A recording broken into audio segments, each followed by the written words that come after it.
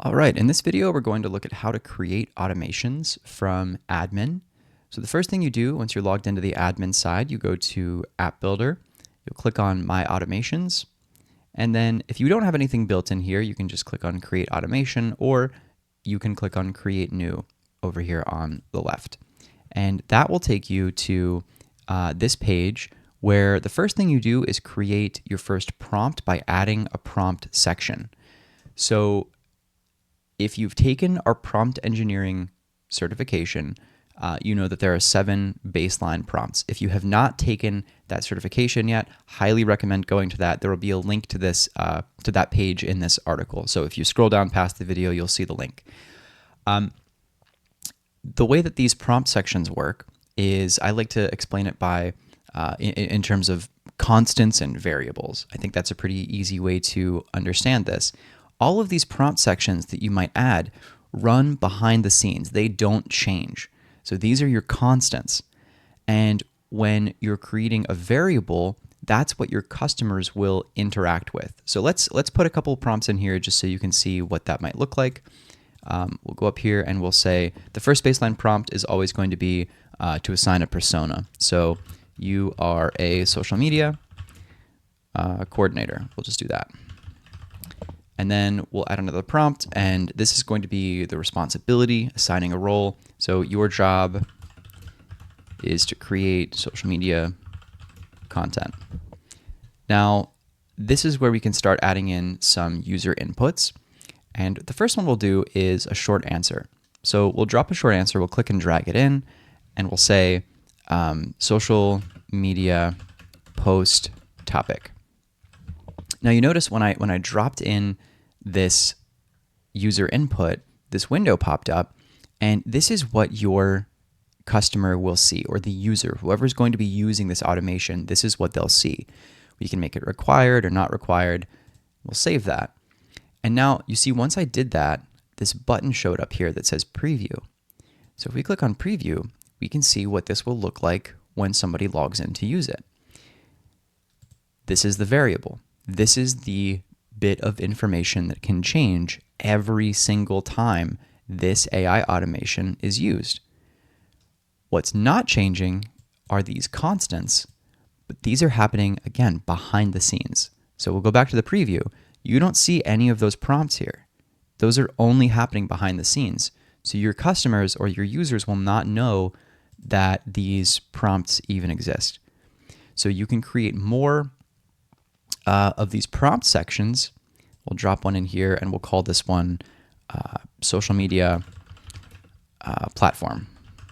And I've created this to be a drop down. So you're going to give them the options. We'll say LinkedIn, Facebook, and then we'll do Instagram. And I think I spelled that wrong. There we go. We'll get rid of this fourth option and we'll save that. So now you notice that these prompt objects exist here. You can still add in constants, these prompts behind the scenes to tell the AI model what to do with the information that the user puts in these fields. Okay, so if we exit the preview, we'll say this is what your posts should be about. And then down here, we'll say these are the platforms where the posts will be posted. And we'll go back to the preview and we'll say, let's say this is about generative AI in small businesses. And I want to post this on LinkedIn and Instagram. We'll generate. This is an important step in building new automations. You always want to test what's happening as you're building so you know how to make modifications and iterate as you go. So another important thing is changing the model. You might get a better result with a different model. So we'll switch to Anthropic just to see. We'll generate this. So you can see it's coming up with some samples for LinkedIn. It's coming up with some samples eventually down here for Instagram. And it's telling you a little bit about how to post them, which is pretty cool. But I actually want to create a certain number of drafts for each platform. So we can add that in here. We can say only create 2 sample posts per platform. Now when we go back, we'll say AI in small businesses, and we'll do LinkedIn and Facebook this time and generate. So here you go. So now it's going to only create 2 posts, 2 sample posts per platform. So that's essentially how this works. You can upload files that live in the background that will be referenced. Again, they won't be seen by the end user. You can add longer paragraph inputs, and you can also create prompts where they can upload files. We'll save that. So that looks like this. So the user would then click to upload a file. When you're ready to publish this, you're happy with the way the app is working, you can click on Publish App. You give it a name. You give it a description. You can choose a category if you want. This helps with filtering. If you end up with hundreds and hundreds of apps and you only want to find the ones that are for code, this is a good category filter for that. And then the most important part is deciding who has access to the app. By default, you're going to have it under your own tenant, which means only people who have an admin login will be able to use this when they go to My Automations.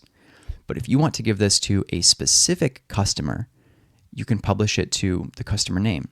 If you want to give an app to everybody, you can click on All Tenants. So you can do only yourselves, you can do one tenant at a time, or you can give it to everybody. You can also choose 2 or 3 or 4 customers.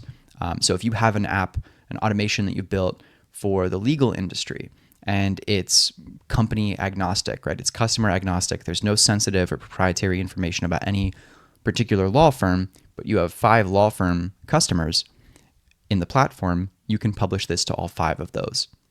And then when you publish it, if you've chosen, let's say Hats AI live demo as your customer, when they log in and go to My Automations, it'll be there in their tenant. That's how this works. We'll do more videos about this as we add more features here, but highly recommend going to take prompt engineering.